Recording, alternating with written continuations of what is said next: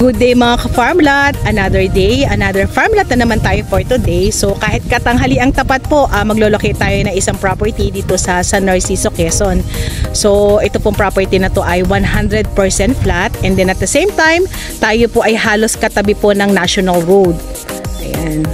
So napakagandang property yung ibablog natin for today. And then may sure return income po itong farm lot na to. So ano pang hinihintay natin? Ikutin natin si 3 hectares dito po sa San Narciso, Quezon. Pero bago ang lahat, syempre po as always, paki-like, paki-share and subscribe sa ating YouTube channel, and then paki-pindot na rin po yung ating notification bell para lagi po tayong updated dun sa mga farm lot na ibablog po natin. Ano po?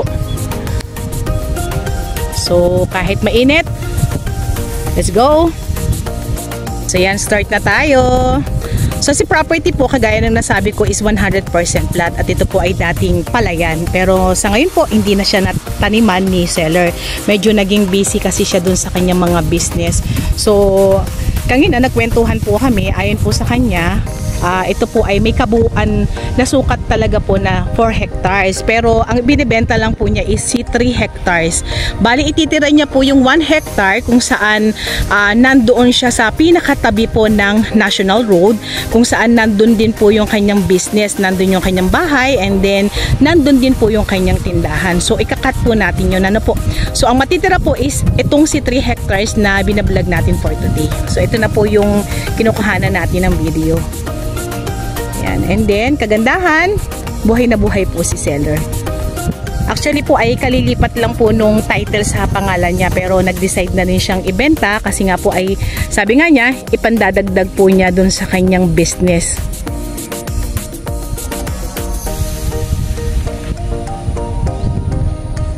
Yan, ikot pa rin tayo. So bigyan ko lang po kayo ng konting details about dito sa property na binibideo po natin. So ito nga po ay dating palayan na hindi na po nataniman. Pero ayon po kay seller, nung panahon na nagtatanim siya, halos 3 beses siyang nagtatanim dito sa property. Kasi nga po ito po ay may sariling irrigation po. So hindi po tayo mamumblema dito sa patubig kung tawagin po. So ang inaani niya po rito, kung sa panahon na malakas, nakaka 500 sako siya sa 3 hectares. And then pag medyo hindi naman po maganda yung ani, ayan, nasa 300 sako lang naman po yung nakukuha niya. Pero not bad na po, talagang maganda rin naman po yung may sariling kita po or return income po ang isang property. So hindi na lang talaga niya naaasikaso. Napakadaling videohan, halos talagang napaka-clear po nung ating mga tinatamaan ng camera. So kukunti na lang yung natitirang niyog, baka ilang piraso na lang din po. Yan, kung mapapansin nyo po yung kubo na yan po ay hindi na po kasama dito sa property na binibisita natin for today. So yan po ay boundary to another property. Pero itong part na to, yan, kasama pa rin po siya. So sabi naman po ni seller, kung sakaling hindi palay ang itatanim, pwede rin naman po magtanim dito ng mais o kaya mga talong, sitaw. Ayan, pwede po dito kay property.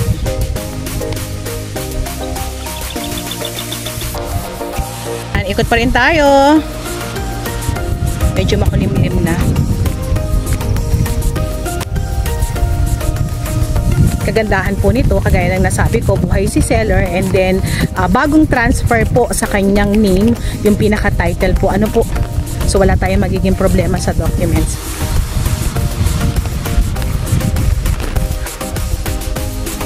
Dagdag info lang about dun sa pagbebenta po ni seller ng property niya. Bali po si seller po ay sasagot po dun sa magiging hatian po ng kanyang property. So kagaya ng sabi ko kanina, ito po ay 4 hectares, and then yung 3 hectare lang po ang kanyang binebenta. So pag pinasukat po ay siya po ay hahati dun sa magiging pasukat para magkaroon tayo ng paghahati po dun sa lupa. So yun lang po yung sinasagot niya. And then the rest po, wala na siyang sasagutin dun sa panahon ng pagbebenta po or bentahan po ng kanyang property.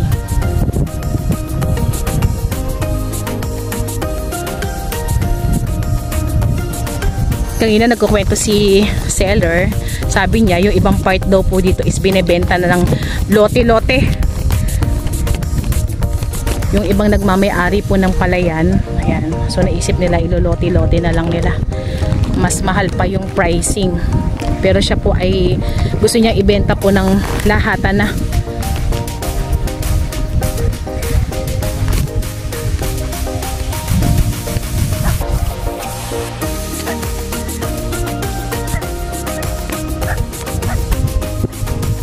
Yan. So sa mga gustong bumisita dito kay property, dito po sa 3 hectares na binablog natin for today, kung kayo po ay manggagaling from Manila, kayo po ay magta-travel lang nasa halos 5 hours kung kayo po ay may sariling sasakyan po, ano po.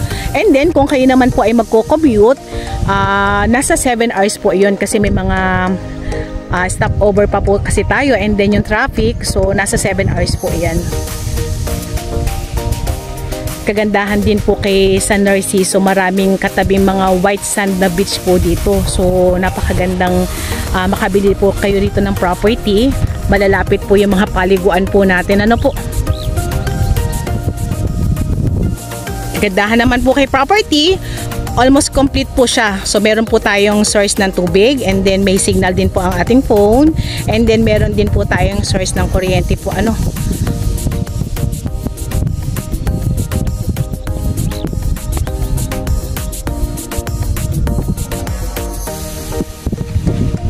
Wala tayong masyadong details dito kay property kasi talagang pure na palayan to. So palay lang po talaga yung makikita po natin dito sa area.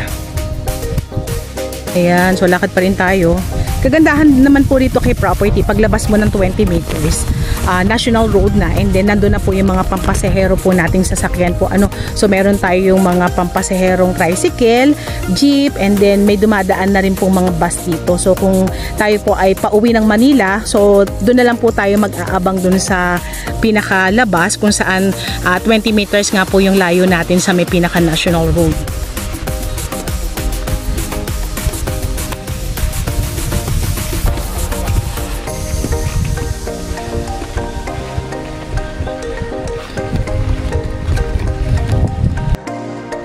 So ayan, napakagandang property yung nabisita natin for today, ano po.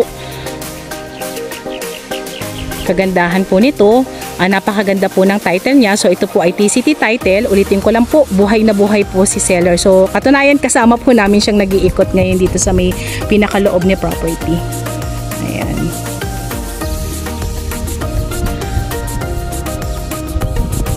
So pupuntahan naman po natin yung sinasabi ni seller na isasama na rin po niya sa bentahan kung saan meron po itong kasama or katabi na fish pond po, ano po.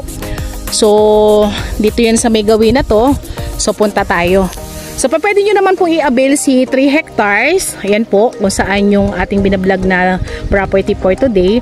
And then pwede nyo na rin po isama yung pupuntahan po natin na fish pond.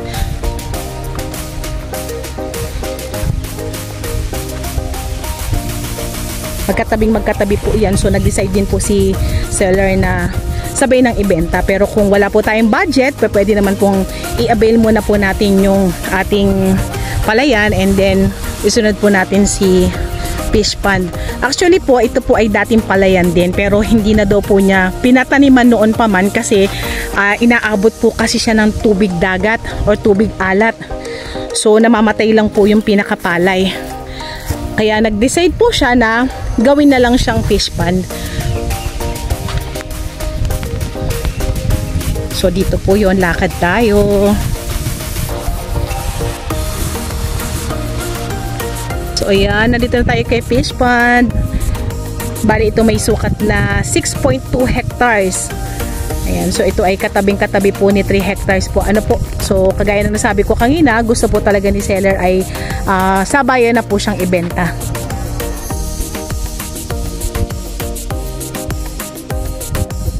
Kung meron man po akong hindi nabanggit about this property, meron kaming description box sa baba. So nandun po lahat yung details namin. Paki-click na lang din po iyon. Ayan, lapit tayo dun kila owner. Nandun sila sa may pinakadulo. Mas maraming tubig dun. So medyo iga rito sa may part na to. Tatanungin din natin kung anong mga isdang nilagay niya dati dito para may idea tayo. Ayan, Ayan, lapit tayo dun sa may medyo maraming tubig.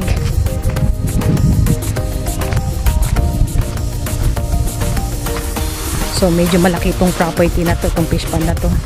6.2 hectares.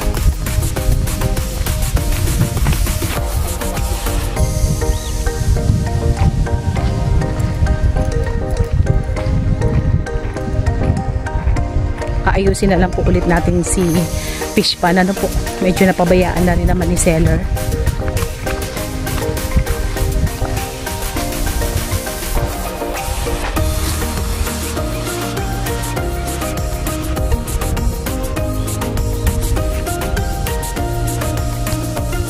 Ang ganda.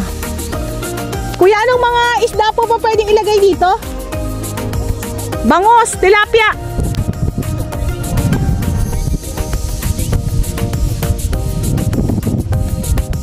So yan, pwede yung bangus, pwedeng tilapia.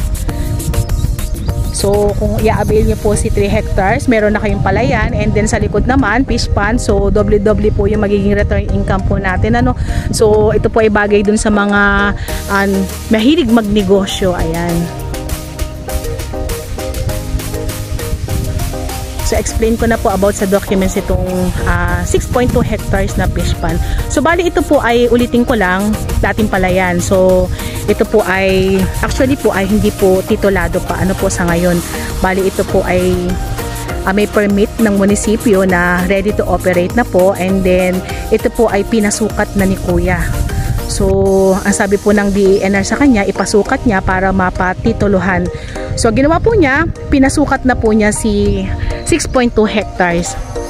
So i-apply na lang po niya para matitlean po. Ano, kung sakali pong kayo mag-a-avail, pwedeng kayo na rin po ang magpatuloy dun sa papatitle. So regular naman po nagbubuwi si tatay, so wala po tayong magiging problema.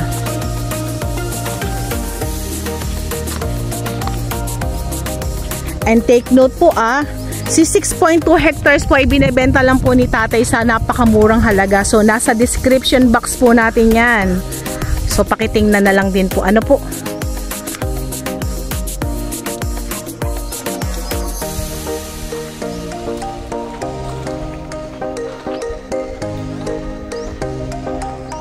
Yan, meron ka ng palayan, meron ka pang fish pond. So napakagandang property.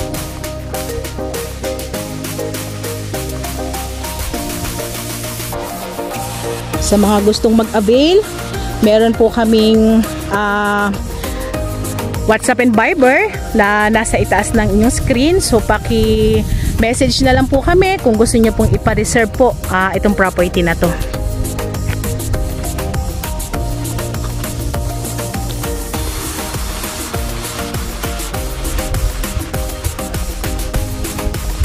Sa mga mahilig magnegosyo, ayan, avail nyo na to.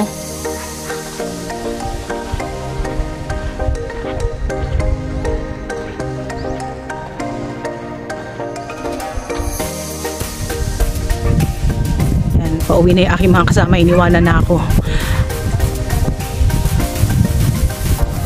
Napakaganda pa ng mga tanawin po dito kay property. Talagang panalong-panalo ka po dito eh.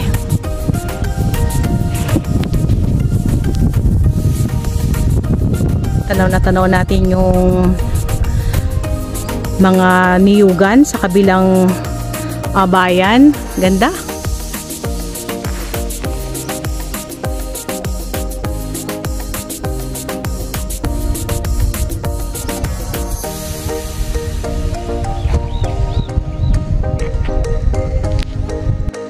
So dito tayo pwesto sa may pinakagitna ni 6.2 hectares po, yung tinatawag nating fish pond.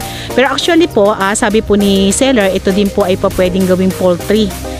Ayan. So mapapansin natin, wala siyang tubig ngayon kasi ito naman po ay binubuksan po nila or pinadadaloy po nila yung pinaka tubig ng dagat pagka po high tide. So bubuksan po nila dun sa may pinakadulo para umagos po dito. Ano po? So hindi naman siya permis, talagang may tubig. Kung gusto niyo naman pong palagyan ng tubig, ayan, magbubukas lang po tayo dun sa may pinakadulo. palabas na tayo ng 6.2 hectares. So ulitin ko lang po, ito pong si 6.2 hectares na fish pond ay meron na pong sukat po. Ano po? So kumpleto naman po siya. I-apply na lang po natin. Ayan. And then kagaya ng sabi ko kanina, regular naman po nagbubuwis si tatay, so wala po tayo magiging problema. And then ito po ay talagang lalagyan po ng titulo. Ano po? Kasi ito po ay dati naman siyang palayan.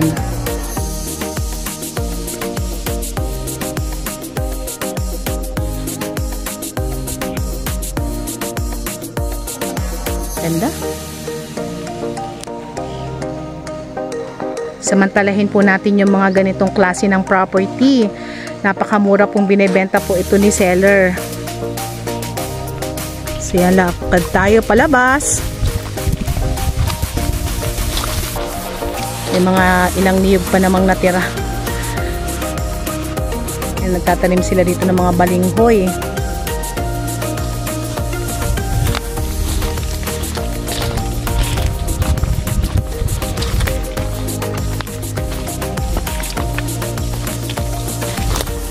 Kagandahan ni property, talagang ano, lahat flat, si 3 hectares saka si 6.2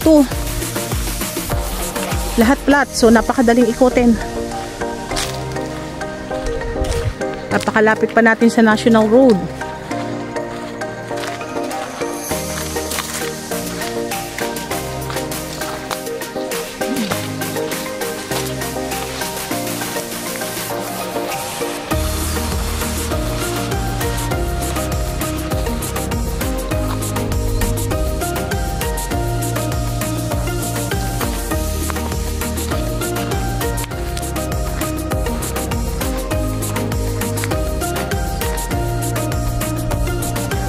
Mga ilang puno na lang po ng niyog nakatanim dito? Mga ilang na lang niyog dito? May 100 pa po ba? Wala na po ano? Mga nasa 50, 30. Sige po. Oo nga, alagaan ng itik. Pwede ano? Yan. Magandang idea yon. So, pwede din po tayo magpaalaga ng mga itik, manok. Ayan. Napakagandang property.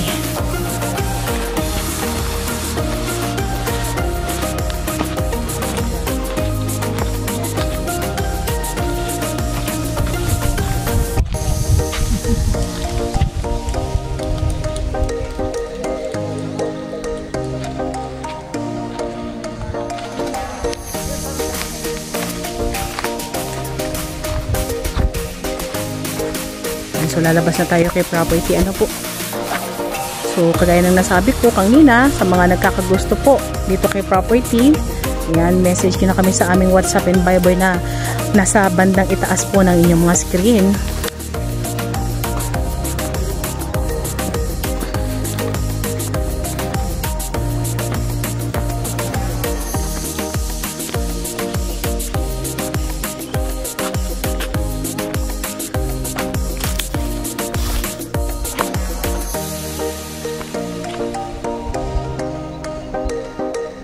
So, by the way, it's me again, Olive, dito po sa Greenfield Realty. Ayan. Sa mga buyers po na gustong magnegosyo, ayan, i-avail nyo na po itong property na to. Good for investment and then good for farming. Ayan. Livestocks. Ayan. Okay na okay po kay property.